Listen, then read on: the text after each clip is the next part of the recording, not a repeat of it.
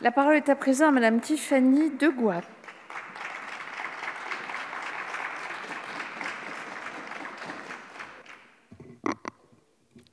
Madame la Présidente, Madame la Ministre, Monsieur le rapporteur, mes chers collègues. Depuis 1804, donc la transition est toute faite, l'œuvre de Napoléon et de ses rédacteurs, Bigot de Préaumneux, Tronchet, Maleville et Portalis, s'est répandue sur tous les continents. Et de nos jours encore, le Code civil rayonne puissamment à l'étranger parce qu'il allie deux principes. Il est porteur de valeurs sociales et morales dans lesquelles des continents entiers se reconnaissent.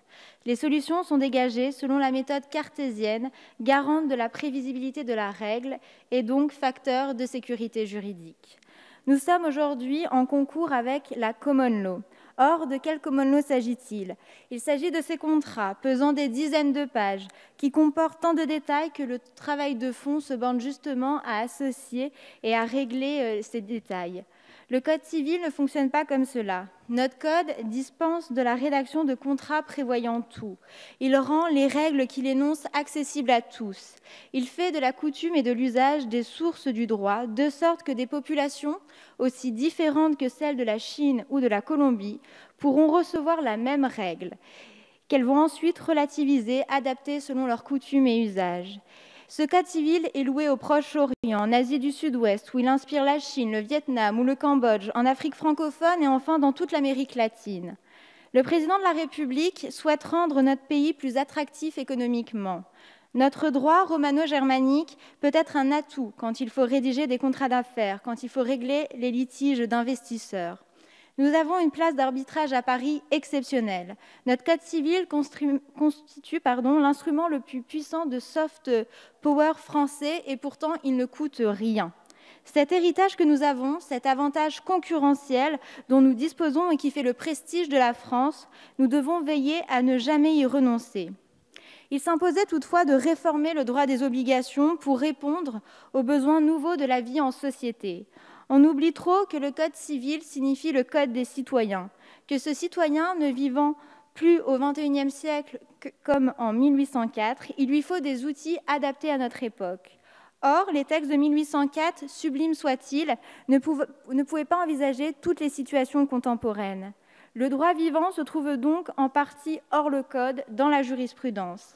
Ainsi, ce droit hors le Code mobilise les efforts des magistrats au point de les submerger alors que leur insuffisance en nombre est déjà manifeste. Ce droit hors le Code devient inaccessible pour l'étranger à qui il faut connaître la règle et accéder à la manière dont les juges la font évoluer.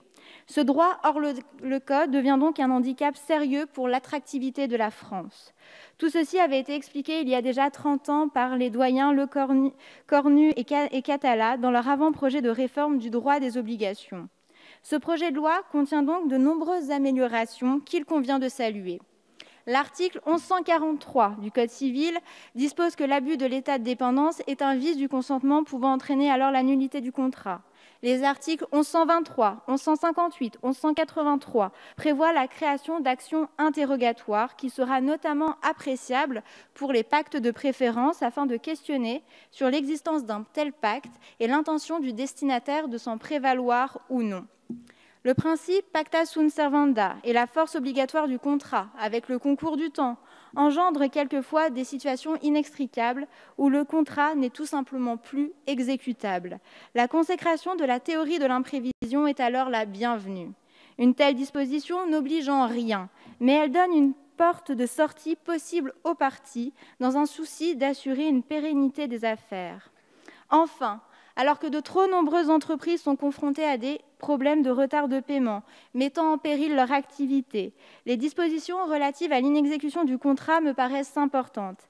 Les articles 1217, 1220 et 1223 donnent des marges de manœuvre au créancier de l'obligation en lui permettant de solliciter une réduction de sa même obligation, un prix par exemple, ou encore en consacrant l'exception d'inexécution anticipée. Ce projet de loi est le premier volet de la réforme du Code civil. Avec le temps qui me reste, j'appelle de mes vœux le second volet de cette réforme relative à la responsabilité civile. La jurisprudence en cette matière a besoin d'être consacrée. Je pense à la notion du lien de subordination entre le commettant et le préposé, je pense au principe jurisprudentiel de la réparation intégrale, mais aussi à l'amende civile en cas de faute lucrative. Pour conclure, ce projet de loi permet au Code civil de devenir le Code des citoyens du XXIe siècle. C'est pourquoi j'appelle à son vote. Je vous remercie pour votre attention. Merci.